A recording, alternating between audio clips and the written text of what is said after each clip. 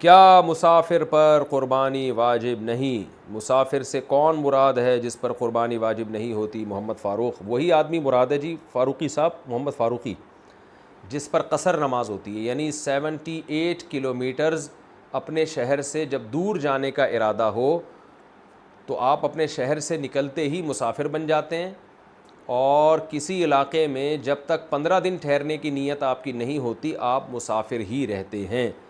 تو جس پر قصر واجب ہے نماز میں وہی مسافر ہے، اس پر قربانی واجب نہیں ہے۔ قربانی کے لیے دمبے کی صحیح عمر کیا ہے؟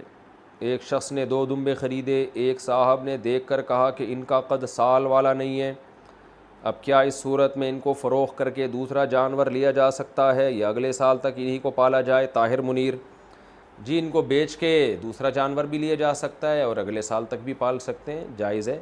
لیکن اگر 6 مہینے کے دمبے موٹے تازے ہوں اور دیکھنے میں، ایک صاحب سے نہ پوچھیں، 2 4 صاحبوں سے اور پوچھ لیں کہ دیکھنے میں لگ رہے ہوں سال کے، تو پھر بھی جائز ہے۔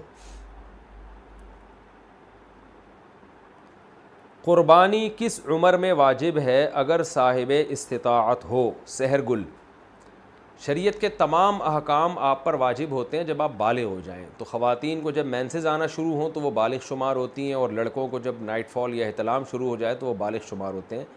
اور اگر یہ علامتیں عورت میں یا مرد میں ظاہر نہیں ہوئی ہیں تو اسلامی لحاظ سے جب بھی کوئی لڑکا یا لڑکی 15 سال کا ہوگا تو وہ بالغ سمجھا جائے گا۔ تو بالغ ہوتے ہی شریعت کے تمام احکام آپ کی طرف متوجہ ہو جاتے ہیں۔ تو اس عمر میں اگر صاحب نصاب ہیں تو قربانی واجب ہے، مرد ہو یا عورت ہو۔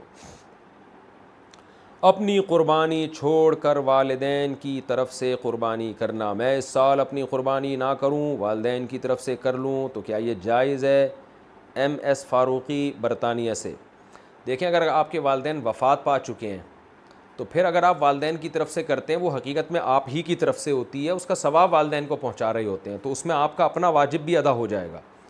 لیکن اگر آپ کے والدین حیات ہیں تو آپ ان کی طرف سے قربانی کر رہے ہیں ان کی پرمیشن سے، تو پھر آپ کی قربانی نہیں ہوگی، بلکہ ایک جانور میں 2 بندوں کی بھی نہیں ہوگی، ابا اماں دونوں کی نہیں ہوگی، دو حصے لینے پڑیں گے یا 2 جانور کرنے پڑیں گے تب ابا اور اماں کی ہوگی۔ تو ایسی صورت میں پھر آپ اگر صاحب نصاب ہیں تو آپ گناہ گار رہ جائیں گے۔ تو اگر آپ کے والدین حیات ہیں، زندہ ہیں، تو پھر تو آپ اپنی طرف سے قربانی کریں، اور والدین صاحب نصاب ہیں تو ان کی طرف سے الگ کر لیں، صاحب نصاب نہیں ہے تو ضرورت نہیں ہے کرنے کی۔ اور اگر والدین دنیا سے جا چکے ہیں تو ان کی طرف سے قربانی وہ اصل میں آپ ہی کی اپنا ہی قربانی کہلاتی ہے، کیونکہ مردہ جو ہے وہ تو شرعی احکام کا، عبادت کا مکلف نہیں ہے، جو میت ہے، تو آپ ہی کی قربانی ہوگی، آپ کا واجب بھی ادا ہو جائے گا اور ثواب بھی ان کو انشاءاللہ والدین کو مل جائے گا۔